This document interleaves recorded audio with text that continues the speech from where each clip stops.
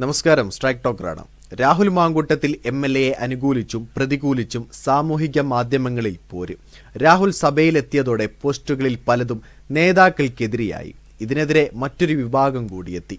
രാഹുലിന്റെ വരവ് ജനകീയ പോരാട്ടത്തിന്റെ വിജയമാണെന്ന് രാഹുൽ ഈശ്വറിന്റെ അഭിപ്രായത്തെ ആഘോഷിച്ചും എതിർത്തും കോൺഗ്രസ് പ്രവർത്തകർ തന്നെ രംഗത്തെത്തി.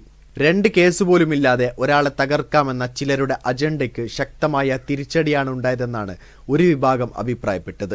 ഇടതുപക്ഷത്തുള്ള ചില അംഗങ്ങളുടെ പേരുകൾ ചൂണ്ടിക്കാട്ടി അവർക്ക് കയറാമെങ്കിൽ രാഹുൽ മാങ്കൂട്ടത്തിലിനും നിയമസഭയിലെത്താമെന്നാണ് ചിലർ വാദിച്ചു. രാഹുലിനെതിരെ കേസുണ്ടെങ്കിൽ ശിക്ഷിക്കേണ്ടത് കോടതിയാണെന്നും അതുവരെ കുറ്റപ്പെടുത്താനും ഒറ്റപ്പെടുത്താനും ആരും മെനക്കേടേണ്ടെന്നും ഒരു വിഭാഗം പറഞ്ഞു. അതേസമയം രാഹുലിന് പിന്തുണ നൽകുന്നതിനെതിരെയും സാമൂഹിക മാധ്യമങ്ങളിൽ കടുത്ത അഭിപ്രായ വ്യത്യാസമുണ്ട്.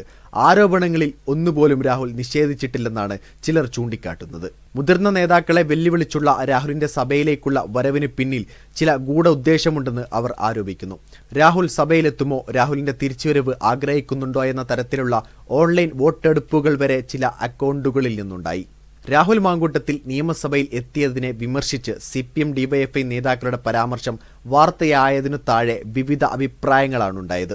സാമൂഹിക മാധ്യമ അക്കൗണ്ടുകൾ വഴി രാഹുൽ മാങ്കൂട്ടത്തിലിനെ പണം കൊടുത്ത് വെളുപ്പിക്കുന്ന നടപടി ഉണ്ടാകുന്നതെന്ന ആക്ഷേപവും ഉയർന്നു. വീഡിയോ ഇഷ്ടമായ ലൈക്ക് ചെയ്യുക, നിങ്ങളുടെ അഭിപ്രായം രേഖപ്പെടുത്തുക.